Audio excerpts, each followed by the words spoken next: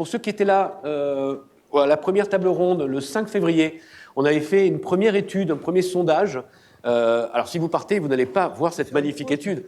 Une petite pause cigarette. Donc, du coup, ceux qui étaient là le 5 février, on avait fait une première étude auprès de l'ensemble des maires du département, 463 communes.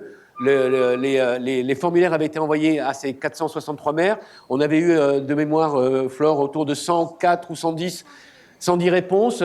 Là, on a fait un petit peu mieux puisqu'on a eu 113 réponses. Et c'est une petite étude qui est sur le tourisme et son impact sur l'offre de logement. Alors, juste quelques chiffres pour que vous puissiez aussi mesurer la qualité, en tout cas la représentativité de cet échantillon.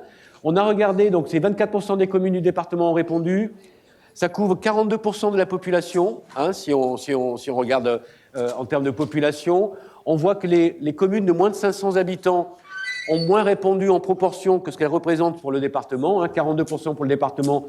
Dans notre échantillon, elles pèsent pour 27%. C'est un petit peu normal parce que la question du tourisme est peut-être moins leur sujet que d'autres. En revanche, entre 500 et 1000, on a une représentativité de l'échantillon par rapport à leur poids dans le département qui est quasi équivalente. Entre 1000 et 5000, on voit que là, visiblement, il y a des communes qui sont confrontées, notamment certaines en zone littorale. On a 40% contre 28% dans le poids du département. Et pour entre 5000 et 10 000, on est à 3,3, tout va bien. Et plus de 10 000, on a une surreprésentation, donc davantage de communes de plus de 10 000 qui ont répondu de ce qu'elles pèsent dans le département. Si on regarde maintenant, toujours avec cette idée de savoir si on a un échantillon qui est valable, qui dit quelque chose sur lesquels on peut s'appuyer, mais là, on regarde, en regardant la répartition des communes par pourcentage de résidences secondaires. Ben là, on a quelque chose qui est quand même pas mal du tout, puisque sur le département, 60% des communes ont moins de 10% de résidences secondaires, et dans l'échantillon, 59%, donc c'est quasi équivalent. Même chose pour les résidences secondaires qui pèsent entre 10 et 20% du logement de la commune, on est à 24-25, quasi équivalent. 20 à 30%, 4% pour l'échantillon, 7% au niveau du département, et ensuite, on est sur des petits chiffres, mais on voit qu'on est quand même dans la tendance. Maintenant, je suis peut-être allé trop vite, non ? J'ai sauté une slide, me semble-t-il, voilà. Si on regarde maintenant la répartition des communes par zone, échantillon, département. Vous savez, les zones, ce sont des zonages administratifs. Il y a les zones tendues, il y a les zones tendues et littorales, il y a ce qu'on appelle autres. En gros, autres, c'est tout ce qui n'est pas tendu et littoral et littoral. Et ce sont plutôt des communes de l'arrière-pays, pour le dire simplement. Donc on voit que ces communes autres dans le département, elles représentent 83,2% des communes, et dans notre échantillon 72.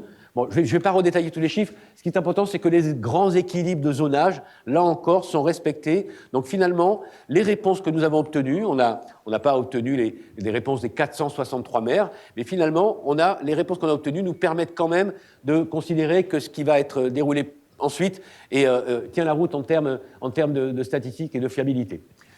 L'impact du tourisme sur votre commune, c'est la question qu'on posait aux maires. On voit que la moitié des élus sont favorables, ils trouvent que cet impact est favorable au développement de leur territoire, pour 49%, et même 13% très favorable, ce qui fait que 62% des élus jugent que le tourisme est plutôt bénéfique pour leur territoire. Une pense que c'est pas du tout bénéfique, c'est même défavorable, et 32 notent qu'il n'y a aucun effet notable, et 6 disent finalement, moi je ne sais pas, voilà, j'ai pas d'avis là-dessus, je me prononce pas. Si on regarde maintenant par zone, alors il se trouve que parmi les répondants, il n'y avait aucune commune de zone tendue. En fait, il y en a 3 dans le département, donc aucune des 3 n'a répondu, c'est pas très grave, puisqu'on a quand même une bonne représentativité pour les autres zones. Pour l'impact sur la zone autre, donc plutôt des communes de l'arrière-pays, on constate quoi ? Favorable et très favorable, ça pèse pour 53%. Alors c'est le plus petit pourcentage, c'est-à-dire que c'est des communes hautes qui, finalement, le tourisme, c'est favorable, c'est très favorable, mais ce sont celles qui ont le moins de pourcentage de la somme de ces deux critères. Aucun impact notable, 37. Donc, bon, on voit quand même qu'on est au-delà de 50%, que c'est quand même bénéfique. Si on va dans la zone littorale, bon, là, j'allais dire, ça coule de source, favorable 60%, très favorable 24%, donc on est sur 84% qui estiment que, évidemment, quand on est une commune littorale, le tourisme, ça fait du bien, ça amène des sous, du monde, et ça permet de booster l'économie. C'est un petit peu différent, même si le pourcentage est un petit peu moindre, un tout petit peu moindre, très favorable et favorable pour les zones tendues et littorales, donc on est un peu moins que pour le littoral, et aucun impact notable, 20%, donc un peu plus, bien sûr, la différence que ce que l'on avait auparavant. Alors, quand on demande maintenant de qualifier l'impact à ces élus, finalement, pour vous, le tourisme pour votre commune, c'est quoi ? Alors, on avait, bien sûr, non, mais on avait proposé un certain nombre de phrases. Voilà. Est-ce que c'est un des leviers parmi d'autres du développement ? Donc, OK, ça participe au développement de mon territoire, mais il n'y a pas que ça. Grosso modo, je peux aussi me débrouiller avec d'autres secteurs de l'économie. En fait, c'est 53% de l'ensemble des communes qui pensent que c'est un des leviers. Voilà. Et c'est un atout économique majeur, donc là, ça veut dire que le tourisme est vraiment extrêmement important pour la commune, pour 26%. Donc on voit là encore que l'importance du tourisme dans l'impact, on retrouve, si vous voulez, l'impact favorable et très favorable, 53 plus 26, on est à peu près dans les mêmes chiffres. Mais tout de suite après vient 14% des réponses. La cause de la difficulté à se loger et ou à travailler dans la commune, on l'a évoqué à plusieurs reprises tout à l'heure dans le fait que des logements disparaissent. Un des facteurs de dégradation du cadre de vie pour les résidents ou ceux qui souhaitent le devenir, 4%, donc on est là à un petit 18%, un petit cinquième, et peut concerner 3%. Maintenant, quand on va zoomer un petit peu sur par type de territoire, donc tendu et les zones tendues et littorales et autres, voilà, on va retrouver dans le détail de manière un peu plus précise, si on prend par exemple les zones tendues et littorales, c'est un atout économique majeur, indispensable, 25%, un des leviers de développement local, 50%, donc on retrouve les 75%. En revanche, si on s'intéresse au littoral, là on a des chiffres qui sont beaucoup plus importants, on monte à donc on était à 75, et là on est à peu près équivalent, 74, si je ne dis pas de bêtises. Pour les communes autres, vous voyez, c'est beaucoup moins important, on retrouve les mêmes tendances. Est-ce que... Alors, d'abord, avant d'utiliser le levier, il y a la connaissance de la loi. Est-ce que vous connaissez la loi Lemeur et Chanise ? Alors là, je vous avoue que les chiffres sont un peu surprenants quand même, parce que 60% des élus qui ont répondu ne connaissent pas la loi. Dans un territoire assez touristique, voilà, c'est quand même un fait qui peut paraître étonnant. 38% la connaissent, et parmi ces 38% qui la connaissent, ils connaissent aussi les articles pour 33%. En fait, en gros, 33%, c'est 15 communes sur cet échantillon-là, et 30 communes qui ne connaissent pas les articles. Donc, ils ont entendu parler de la loi, mais en fait, ils ne savent pas comment, ils ne connaissent pas les articles, donc ils ne savent pas comment cette loi peut les aider ou pas à réguler leur marché.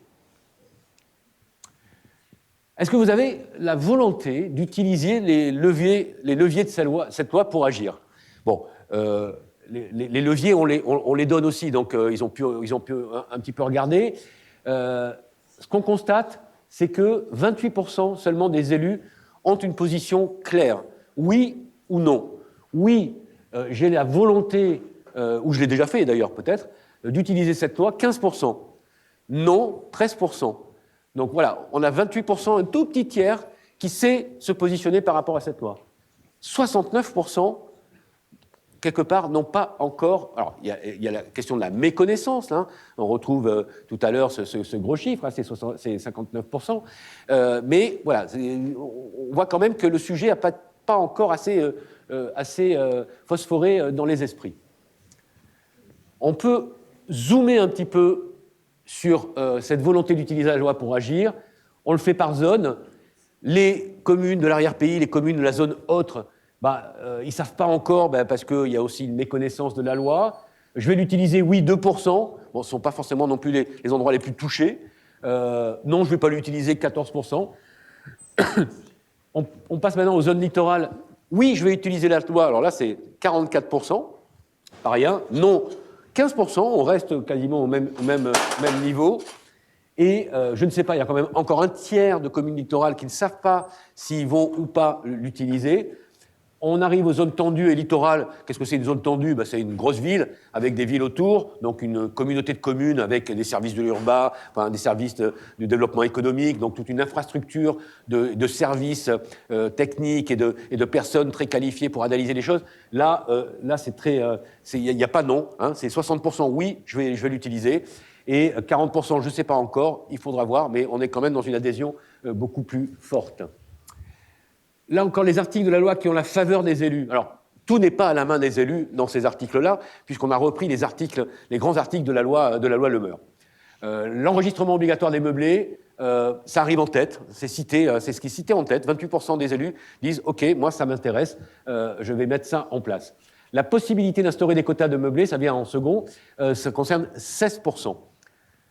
La réduction des avantages fiscaux pour les meublés de tourisme, vous évoquiez, monsieur, les frais réels. Alors, ce n'est pas à la main d'un élu local, c'est à la main plutôt du Parlement, hein, qui va pouvoir modifier les choses, mais ça arrive en troisième position avec 13%, ce qui est assez important. Imposer un DPE pour les meublés de tourisme hors résidence principale, c'est-à-dire que je loue mon logement, mais ce n'est pas ma résidence principale, on arrive là à 11%, et puis là, on a trois séquences de 11%. Les sanctions renforcées contre les loueurs, ou plateformes en infraction, là aussi c'est plutôt de l'ordre du législatif. Les zonages réservés aux résidences principales dans le PLU, ce qu'a mis en place Éric Fournier, le maire de Chamonix tout à l'heure, ça vient pour 11%, hein, c'est pas mal, enfin c'est beaucoup. Et les pouvoirs du maire de limiter les locations, alors là, c'est à 10%, donc c'est la mesure la plus ferme. On peut comprendre ça dans un territoire qui est très fortement touristique. C'est vrai qu'elle est expliquée et qu'il y a aussi des économies qui se sont construites aussi à partir de ces meublés de tourisme chez tout un tas de particuliers et de résidents. Et vous noterez, seulement 60% des élus ont répondu. C'est-à-dire que, il y avait ceux qui ne connaissaient pas, mais peut-être il y avait certains qui n'osaient pas répondre à cette question. Vous n'avez pas envie d'afficher une réponse. La volonté d'encadrer plus strictement les meublés de tourisme. Donc, vous avez cette loi, vous la connaissez ou pas, qu'est-ce que vous préférez, et finalement, est-ce que vous avez envie de l'appliquer? Et donc, de l'appliquer pour encadrer plus strictement. Hein. 20%, enfin 19% disent oui, j'ai cette volonté. Non, 17%. On reste encore avec un nombre d'indécis à ce stade. Hein. Là, ils ont eu connaissance des différentes possibilités de la loi. Donc on a un peu moins d'indécis, mais on est quand même sur 49%. La volonté, donc là, on le décline par zone. Hein, je ne vais peut-être pas m'attarder sur tout ça, mais de toute façon, ces chiffres seront donnés. Hein, je vais essayer d'accélérer un petit peu, Flore, hein, parce que le temps passe. C'est bien ce que je pensais. La volonté de limiter ou d'interdire les résidences secondaires. Donc, encore une fois, ce qu'a fait le maire de Chamonix. Limitation 26%, l'interdiction 5%. Donc, un petit tiers qui est quand même pour aller agir sur les résidences secondaires, comme Éric Fournier, non 35%, un plus gros tiers, et un autre petit tiers qui ne sait pas ou qui ne se prononce pas. 85% sur cette question des élus ont répondu. Enfin, on l'a par zone, et pour ceux que ça intéresse, on vous enverra les choses. Alors, juste très rapidement, la volonté de limiter ou d'interdire les résidences secondaires, pourquoi ? Et là, on retrouve finalement ce qui vient un petit peu mettre la pagaille dans le marché du logement. Parce que ce qui arrive en tête, c'est quoi ? Libérer du logement permanent. C'est ça, enfin voilà, tout le monde est tout à fait conscient de l'impact qu'ont ces résidences de tourisme, ces résidences secondaires sur le logement des personnes. C'est ce qui arrive en premier, c'est l'argument qui est cité en premier, quels que soient les types de communes. Je veux dire, tout le monde a conscientisé visiblement ça. 45%. Pour préserver l'équilibre social du territoire, 31%. Pour lutter contre la spéculation. Alors là, c'est la spéculation, c'est-à-dire l'augmentation des prix qu'on a évoqué tout à l'heure avec Sylvain Dejean. Et pour des raisons environnementales, alors on peut le déplorer, 4%, mais voilà, c'est aussi la raison qui a été donnée. Alors on l'avait aussi par zone, mais je vous passe. Alors, dernière slide. Être accompagné, est-ce que vous voulez, vous, maire, être accompagné, et par qui ? Alors, seulement oui disent « je veux être accompagné ». Donc, a priori, on se dit qu'ils sont déjà bien accompagnés. Non, je ne veux pas être accompagné, hein, 40% c'est clair. Peut-être, on verra. Et finalement, quel est le type d'accompagnement en qui les maires ont le plus confiance? Eh ben, ça devrait vous réjouir, c'est l'ensemble des maires, c'est la communauté de communes, en tout cas les élus. Hein, ils ont confiance dans leur communauté de communes.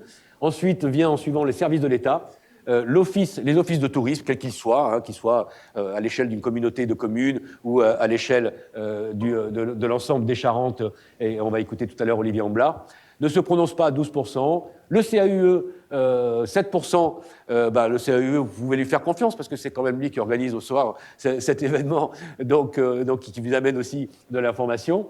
Ensuite, les cabinets de conseil juridique, le département, le syndicat de propriétaires et les parlementaires à égalité avec l'Association des maires de France. Voilà, très rapidement, bien sûr, toutes ces informations, on pourra vous les communiquer et elles seront sur le site en ligne du CAUE très prochainement.